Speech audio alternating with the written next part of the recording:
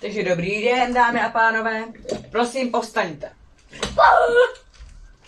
Takže, vy jste pan zloděj a vy jste paní právnička, že jo? Můžu vám říct to, co udělal? Z čeho jste proviněn? Z tohoto. Prodával zbraně. Nelegálně nebo legálně? Šel jsem za tím policistům, že asi můžu. Povolili vám to? Oni řekli, že musím něco podepsat. To je správně. Z čeho jste proviněn tedy? Co jste spáchal za čin? Že jsem se snažil ochutnat býka, jo. Ale já, jak jsem mu dával travu, tak on mě nabral, ale a tam bylo 20 policistů. Ten býk je prostě, ten býk jak běžel, tak na mě naprašil hlínu a pak zničil pak zničil jakoby tam, jak se celou budovu, jak se prodávají domy. Realitní kancelář. No. Takže vražda 20 policajtů, zničení. Když jsem nezabil ty policajty. Nezabil jste je. Ne, oni jenom na mě napadali to a to, takže jim to napadlo do očí, takže mají něco s očima jenom.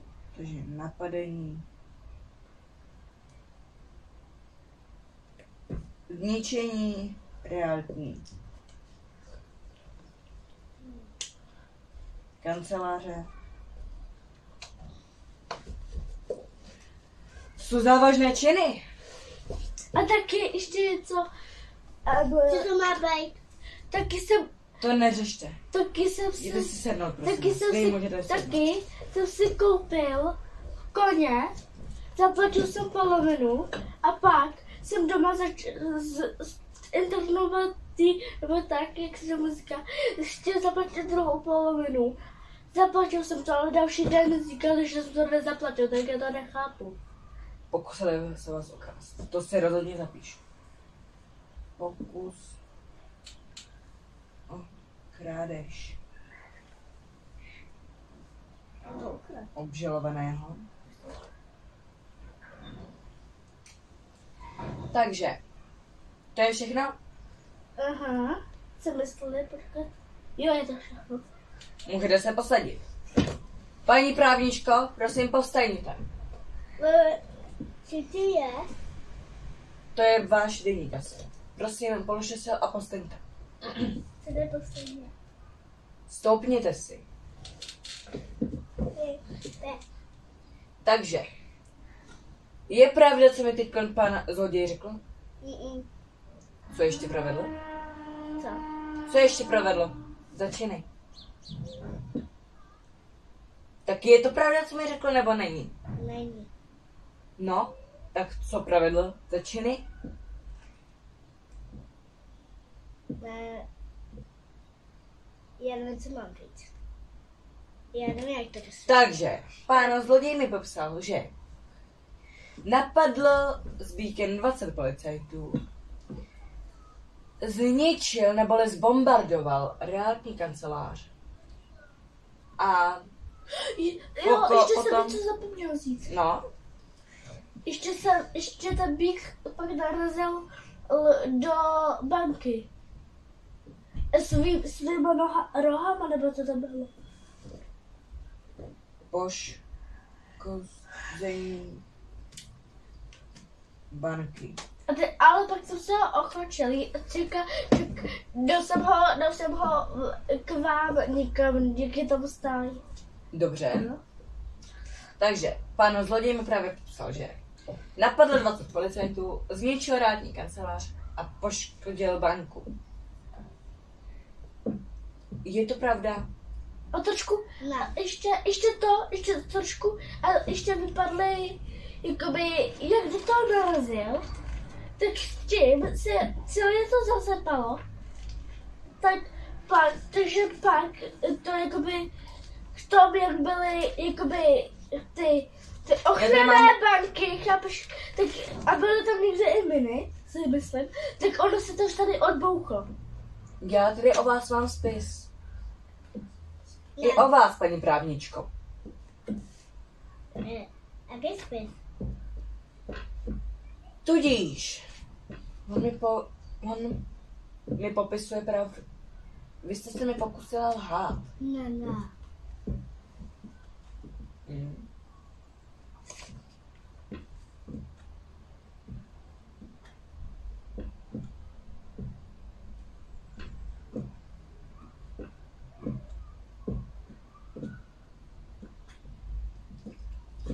Tady je spis o něm, tady je spis o vás.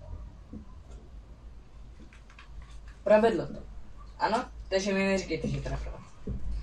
Já jsem si jenom ověřoval, jestli mi to řeknete, nebo se mi pokusíte lhát, tudíž by jsem vám přidal 10 let.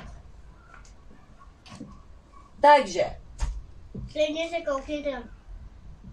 No, tak to máte špatně popsané. Chcete k tomuto něco dodat? A k čemu? K tomu, jestli jste pravidlo ještě něco dalšího. Počkejte, já se zkusím zapovídat. To už nejde spát. On to rozbil. Jo, někdy jsem přicházel na dálnici a tam jsem přicházel, byla to zelená, pak bylo to, jak jsem přicházel, bylo to borový, tak to najednou skočila červená u mě. Tak jsem nevěděl, co mám dělat a pak na mě najížděl kamion a všechny auta a oni museli zatočit, že rozbolovali celou tu dálnici. Bože, všechno spadlo a tak. Dobře.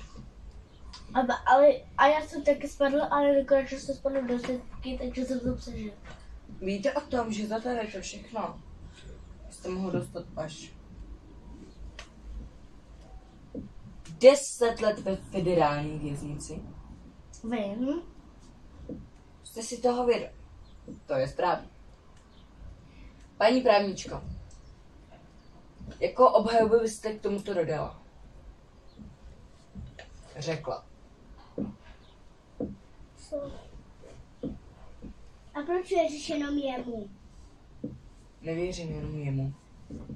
Já se vás ptám. Co? Co?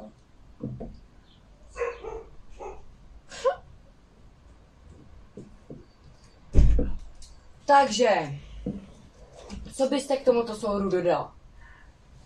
Co to je dodání? Říct. Jedna je pravda a pár jich je pravda a pár ne. Řekněte mi, co pravda není. Že okradl banku. Já to žádný spis o vykradení banky nemám. Já myslím jako, že... Jenom poškození banky. Já jsem myslela poškození banky. To není pravda.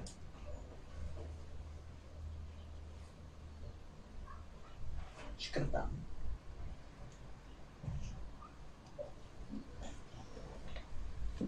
Já jsem do toho nezapočítal tu banku, stejně máte 10 let ve federální věznici. S bankou by to bylo 15. Další, co není pravda. Že na ty policajti spadl prach, ale on je zabil. Ne. Pane Jaroslave, já se vám omlouvám. Ale v tomto spisu, to je přesně tak, jak mi to popsala tady právnička. Ne napřed, ale vražda. Takže, vražda 20 policajtů. Jinak to je 10 let. No a dál, co není pravda? Já si dál nepamatuju, co jste řekl. Takže, jako to už je vražda 20 policajtů. Zničení realitní kanceláře. Poškození banky, to teda pravda není. A Dál už tady nic nemám. Zničil rádní kancelář. Takže už žádný další, co není pravda, není. Dobrý. Takže, pane Jaroslav. Máte nějaké svědky? To je světa. To je nebudeme řešit, dobře? Jo, počkej, to jsou jakoby kamarádi? Aha. Tak moje rovita. Můžu odejít? Dovíc. Paní právničko, jděte s ním. Berte mi ohýbek.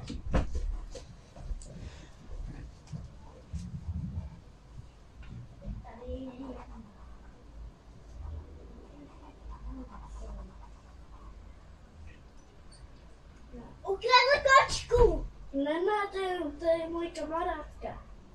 Můj mazíček. Ne. Jděte si sednout, vy zavřete. Zavřít. Zavřete.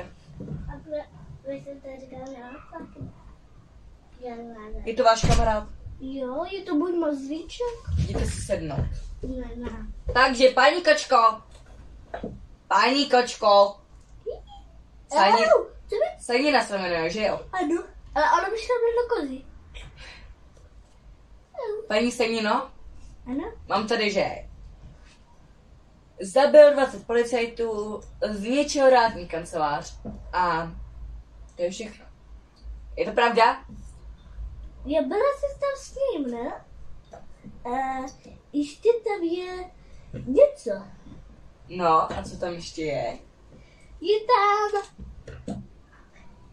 tam hezký granulky.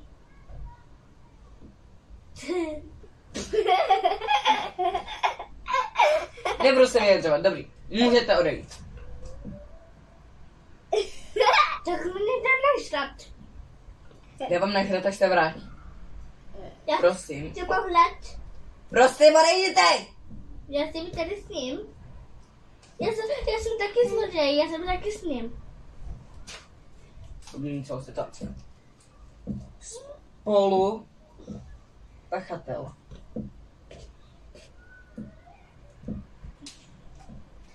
Dobrý.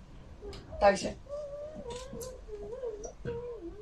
Rozhodne se za pár dní. Ano? Tímto vás propouští. Za pár dní. Počítám cca tak. Týden se vraťte. Soud bude pokračovat. A porota rozhodne, jak dlouho a kde budete. Ano? Tímto soud dočasně ukončuji. Ano. Ano, tak já už jdu, jo? Já se můžu. Můžete? Jdu chrápat. Můžete odejít. Proč máš Pohlídáte ji? Ano. Ne, vemte si ji sebou. Jděte domů. Ona potřebuje se s vámi přátelit, ona ještě bude tam. Nechci se přátelit. Jste zloděj, vy jste spolupachatelka. Můžete jít domů. Ne, kolik mám mě škrápy.